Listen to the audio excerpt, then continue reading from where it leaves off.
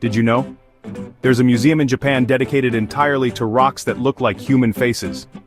Welcome to the Shinsekikan, Japan's quirkiest museum located in Chichibu, just 2 hours northwest of Tokyo.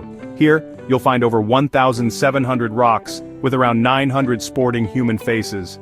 These stones, known as Jinmenseki, are all natural masterpieces. The phenomenon? It's called pareidolia, when you see faces in inanimate objects. The museum was founded by Shozo Hayama, who spent 50 years collecting these unique gems. Today, it's run by his wife, Yoshiko. So, fancy a rock that rocks? The Shinsekikan awaits. Did you know? The world's biggest spider is the Goliath bird eater. This colossal arachnid can tip the scales at a whopping 175 grams. That's the weight of a hockey puck. With a body length of up to 13 centimeters, it's a true giant. And those legs? They can stretch up to 30 centimeters, dinner plate size. Native to the rainforests of northern South America, the Goliath bird eater digs deep burrows in marshy areas. Despite its name, it rarely eats birds. Its menu includes insects, worms, amphibians, and even small rodents. It's an ambush predator, waiting patiently to pounce on unsuspecting prey. When feeling threatened, it has a few tricks up its many sleeves. It can hiss loudly, flick irritating hairs, or deliver a painful bite.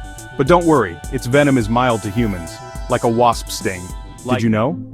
There is a species of shark that can walk on land. Sharks like the epaulet shark use their strong, paddle-shaped fins to walk along the seafloor and even across dry land.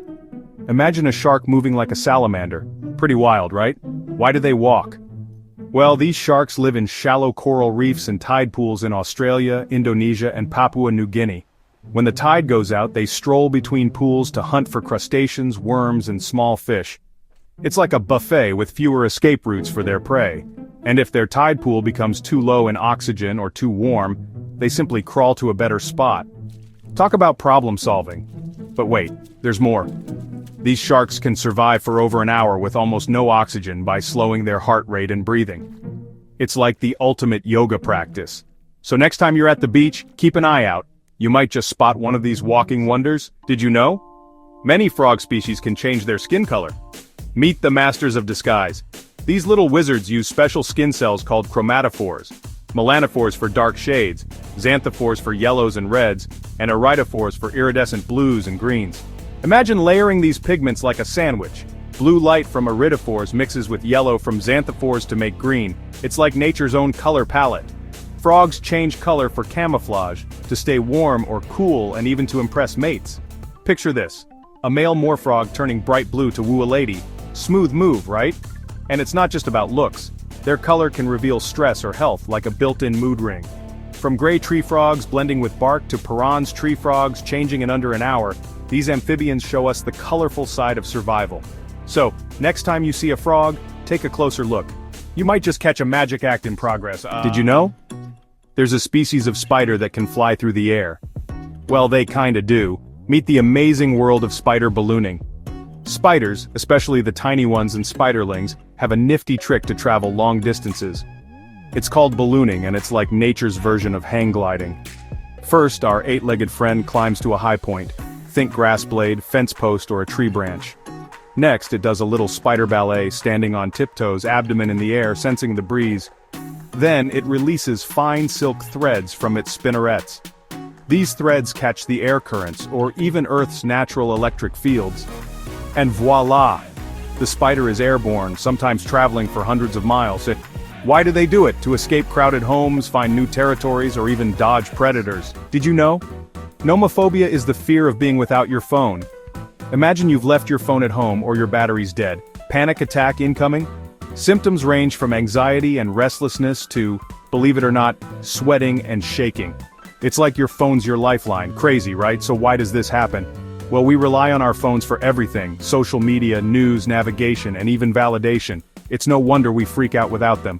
But don't worry, there are ways to manage it. Try a digital detox or set strict phone-free times. Maybe dabble in mindfulness or even therapy. Remember, it's okay to disconnect. Your phone isn't going anywhere. So next time you're without it, take a deep breath and enjoy the moment. Did you know? The United States Secret Service was originally created to combat counterfeiting.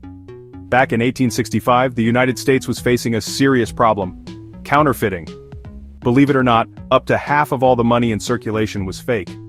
To tackle this chaotic mess, President Abraham Lincoln established the Secret Service on July 5, 1865. The first chief, William P. Wood, got straight to work, busting counterfeiters left and right and stabilizing the nation's currency. But their job didn't stop there. In 1867, the Secret Service started investigating all sorts of federal crimes. And in 1901, after President McKinley's assassination, they officially began protecting U.S. presidents.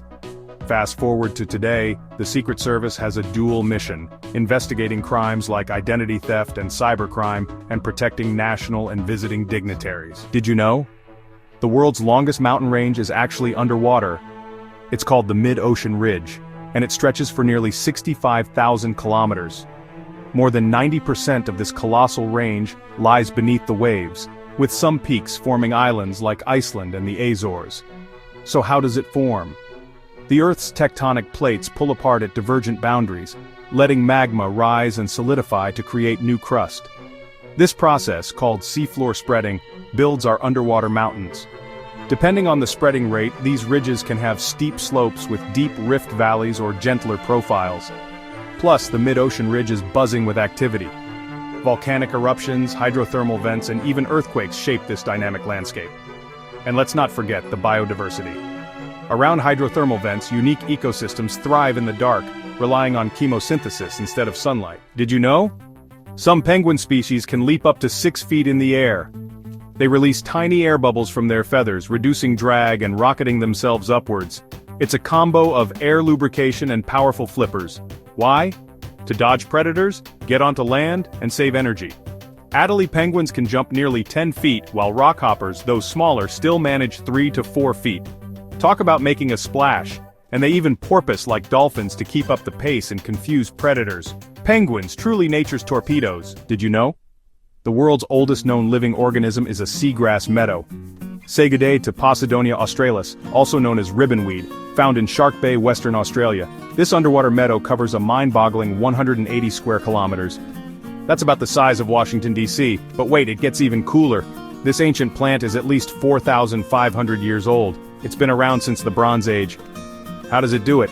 Clonal reproduction. It copies itself by extending its rhizomes horizontally, creating a vast interconnected network. Imagine a giant plant clone army, but friendlier. And here's the twist.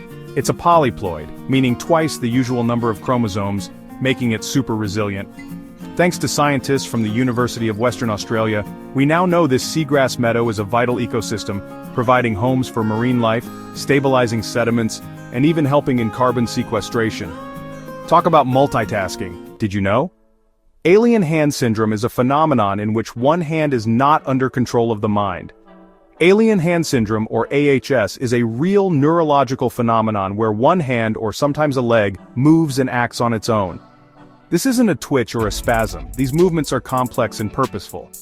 Your hand might open a drawer while you're trying to close it. People with AHS feel like their hand is controlled by an external force, but don't worry. It's not painful, just bewildering. The causes are varied, from strokes and brain surgery to neurodegenerative diseases. More often than not, it's the result of damage to specific brain areas. While there's no definitive cure, therapies and techniques can help manage symptoms. Did you know?